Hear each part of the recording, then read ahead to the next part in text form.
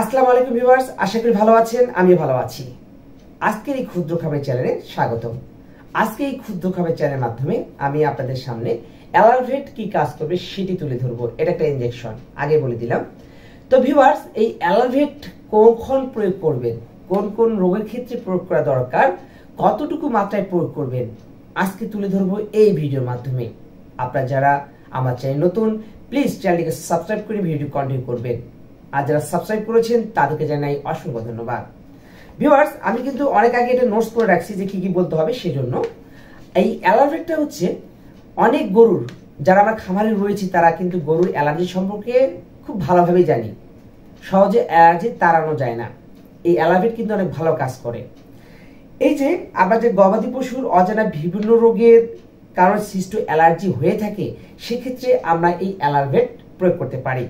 শরীরের বিভিন্ন স্থানে চুলকায়, অনেক সময় চুলকে চুলকে দেখবেন যে একদম চামড়াটা শেষ করে দিছে, সেক্ষেত্রে অ্যালার্ভেট প্রয়োগ করতে পারেন।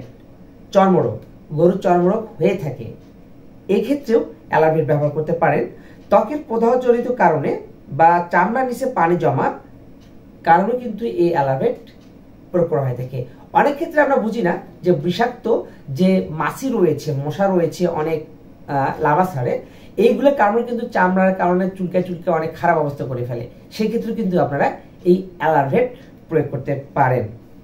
ভিউয়ার্স, তাছাড়াও আপনার গরুর লেজের কোনো রোগ হলে, পচা রোগ হলে, সেক্ষেত্রেও কাজ করবে এটি। এবং তীব্র আলোর কারণে চামড়ার নিচে যে প্রদাহ সৃষ্টি হয়, সেক্ষেত্রেও এই অ্যালার্ভেট প্রয়োগ করবেন। তো ভিউয়ার্স, এই হচ্ছে অ্যালার্ভেটের গুরুত্বপূর্ণ কাজ, যেসব কাজ করে থাকে। আমরা এখন জানবো এই অ্যালার্ভেট কতটুকু মাত্রায় প্রয়োগ করতে হবে সেই সম্পর্কে।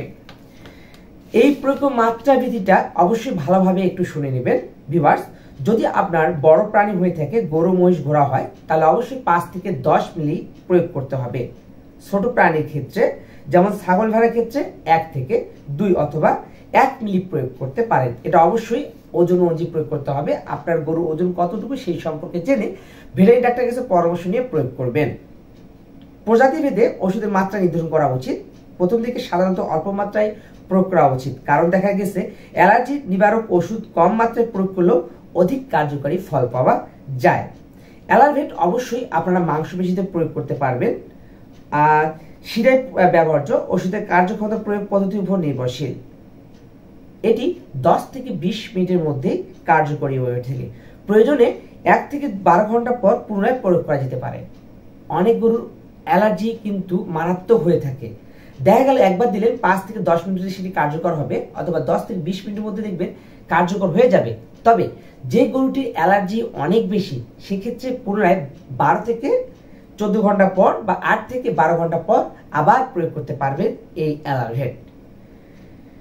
ভিউয়ার্স, যদি আপনাদের কোনো প্রবলেম থেকে থাকে কমেন্টে কমেন্ট করে জানাবেন। আর অ্যালার্ভেট প্রয়োগ করার পূর্বে অবশ্যই আপনি আপনার খামারের যে চিকিৎসক রয়েছেন তার কাছে পরামর্শ নিয়ে প্রয়োগ করতে পারেন। ততক্ষণে ভালো থাকবেন, সুস্থ থাকবেন। আল্লাহ হাফেজ। তবে হ্যাঁ, আরেকটা কথা, গর্ভবতী ক্ষেত্রে কিন্তু এই অ্যালার্ভেট প্রয়োগ করবেন না। অবশ্যই মাথায় রাখবেন, গর্ভবতী গরুকে প্রয়োগ করবেন না। আল্লাহ হাফেজ।